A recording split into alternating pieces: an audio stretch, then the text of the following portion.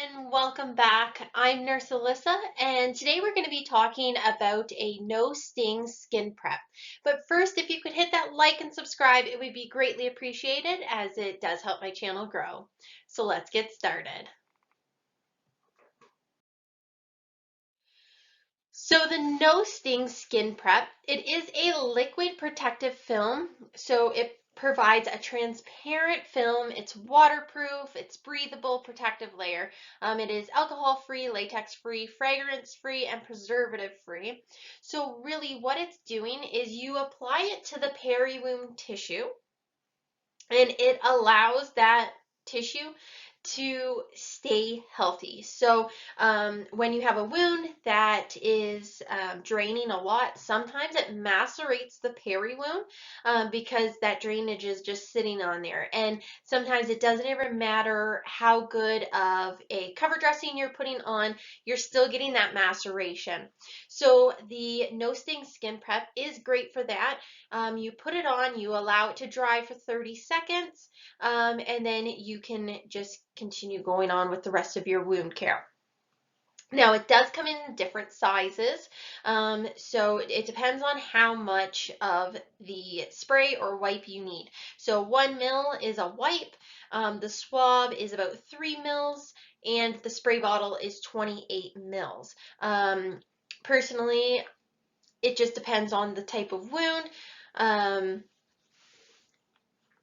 What you grab, okay?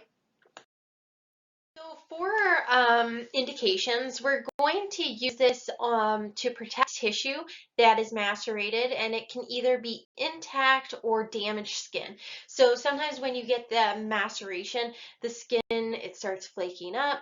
You can apply it to that tissue. So it's going to protect the peri-wound from exudate, ostomy damage, incontinence episodes, tubes, drains, and it can also be used on areas that have friction, and also used for sealing ostomies or when you're using the powders around the ostomies. It will keep that powder on the skin, okay? So it just kind of seals it in. Just a precaution, so the product is flammable until it's dry. So when you put it onto the tissue, until it's dry, it is flammable. You want to keep out of reach of children, avoid eyes. If redness or other signs of irritation occur, discontinue use. We are not going to use this on anyone who has a sensitivity or known irritation to ingredients. We're not going to apply this directly to open wounds. So the peri-wound, if it is damaged tissue, yes, we can use it on it. But the actual wound itself, we're not going to be spraying it or wiping inside the wound, okay? We're not going to use this on premature infants or infants younger than 1 month. And we're not going to be using this with silicone dressings.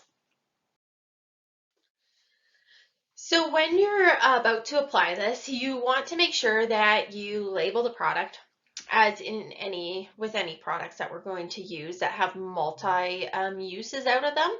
So the spray bottle, it does have multi-use, so label that. And then just make sure that you are cleaning the wound before you're spraying this on. And then you're going to apply it in a uniform coating. So if you miss a spot, just wait the 30 seconds, make sure that that area is dry, and then you can re-go over it, get any missed spots, okay? If you're applying it to a skin fold, make sure that you separate that skin fold for at least 30 seconds after you apply it, or it will stick together and it'll be stuck there. Okay, you can peel it apart. It will allow you to peel it apart, but you want to make sure it dries before you allow that to go back together. Okay. So for removal, it's actually not necessary to remove this product before reapplying a new bandage. So the first time you want to make sure it's clean, and then you are going to clean it after when you go to change the bandage. but you do not have to completely remove the film before reapplying the bandage. Just make sure that it is clean. So frequency of reapplication, it does provide an effective barrier for up to 4 days when used alone or under a non-adhesive dressing. Now, when it's used under an adhesive dressing, every time you change that, it is necessary to reapply. For incontinence associated dermatitis, so when you have incontinence causing skin issues, it is going to be used more often. So it's about every 24 to 96 hours, depending on the frequency and cleansing.